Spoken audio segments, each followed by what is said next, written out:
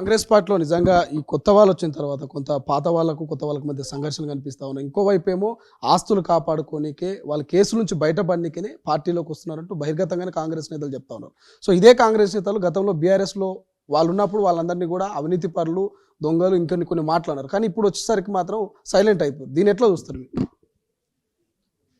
ఇప్పుడు వాళ్ళు నేను అదే అంటున్నా కదా, రాజకీయాలకు కొన్ని విలువలు ప్రాతిపదిక కావాలి. ఆ విలువలను మనం పెంపొందించుకోగలిగితే రాజకీయాల్లో బాగుంటుంది. ఆ బాధ్యత నాయకులది. ఆ బాధ్యత నాయకులది. ఎట్లాగైనా పర్వాలేదు, గెలిస్తే చాలు, బలం పెరిగితే చాలు అనే ఆలోచన చేస్తే ఇట్లాంటివే జరుగుతుంటాయి. అందుకు ఎవరు సృష్టించినటువంటి పరిణామాలకు వాళ్ళే బలైపోతున్నారు. మీరు సృష్టించినరు, మీరు తయారు చేసినరు, మీరే బలైపోతున్నారు. ఇట్లాంటిది కాకుండా చూసుకోవాల్సిన అవసరం ఉంది. 6 గ్యారెంటీల విషయంలో కోదండరాం గారు ఏమంటారు? నిజంగా 6 గ్యారెంటీలు నెరవేరాయి అనుకుంటున్నారా? మీరేమంటారు? నెరవేరుతున్నాయి, దాంట్లో అనుమానం లేదు.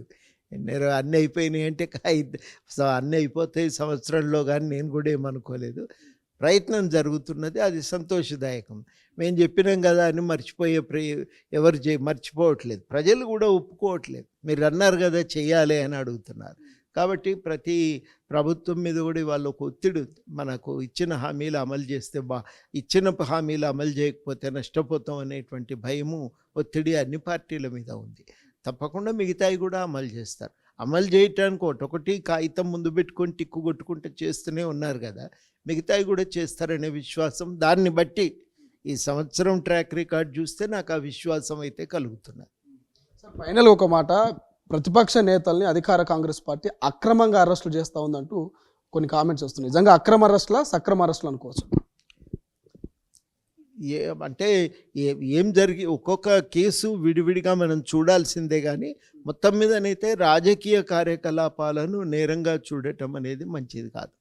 రాజకీయ కార్యకలాపాలను టీఆర్ఎస్ 10 ఏళ్ల పాటు ఎవ్వరు విమర్శ చేసినా, ఎవ్వరు ఏ రకమైన రాజకీయ ఆందోళనలు కార్యక్రమాలు చేసినా వాటిని నేరంగా పరిగణించింది. ఒక తప్పుడు పని విధానాన్ని వాళ్ళు పెంపొందించారు. మేమే నిరుద్యోగులకు ఉద్యోగాలు ఇవ్వాలి అన్నందుకు ఇంటి మీద పడి తలుపులు పగలగొట్టి అరెస్ట్ చేశారు. ఇది కరెక్ట్ కాదు కదా. నువ్వు అట్లాంటి సంప్రదాయాన్ని సృష్టించి ఇవాళ నేను నీతి వచనాలు పలుకుతానంటే ఎవరు నమ్ముతారండి? మాలాంటి వాళ్ళం మాట్లాడగలం తప్పకుండా. అందుకనే మేము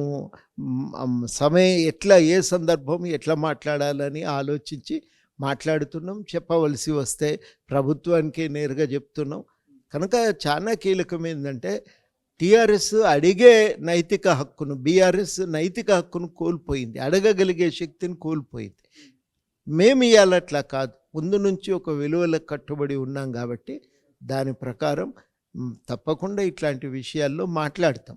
మేము చెప్పదలుచుకున్నది ఏంటంటే, జాగ్రత్త. మనం రాజకీయ కార్యకలాపాలను నేరంగా చూడటం అస్సలు మంచిది కాదు.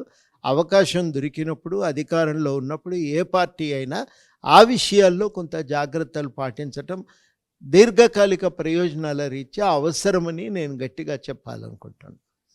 Thank you so much. ఇది మొత్తం మీద ప్రొఫెసర్ కోదండరాం గారు ఏడాది పాలన మీద స్పందించినటువంటి పరిస్థితి మనకు కనిపిస్తుంది. సో సాఫీగా సాగుతుంది, కొన్ని నెరవేరలేవు. సో సమయాన్ని తీసుకొని నెరవేరుస్తారని నమ్మకంతో ఉన్నాము. ఖచ్చితంగా విద్యాశాఖ కూడా భవిష్యత్తులో మెరుగుపడుతుంది. దానికి సంబంధించి మా వంతు సహకారం మేము చేస్తామని కూడా చెప్తున్నటువంటి పరిస్థితి. అసలైన తొలి వెలుగు. ఫాలో వాట్సాప్ @తొలి వెలుగు official.